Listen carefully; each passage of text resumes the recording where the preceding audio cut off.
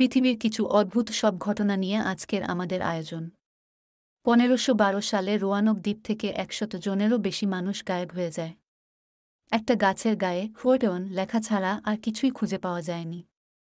১৮৭২ সালে Mary Celeste নামের একটা জাহাজ সমুদ্রে ভেসে বেড়াচ্ছিল, কিন্তু জাহাজে কেউ ছিল না। খাবার, পানি, জিনিসপত্র সব ঠিকঠাক ছিল। কি অদ্ভুত রে না! ১৯৩৭ সালে বিখ্যাত পাইলট আমেলিয়া ইয়ারহার্ট প্রশান্ত মহাসাগরের উপরে উড়োজাহাজ নিয়ে হারিয়ে যান। কেউ বলে দুর্ঘটনা, কেউ বলে অন্য দেশের হাতে বন্দী। এর পেছনে অনেক রকম গল্প প্রচলিত আছে।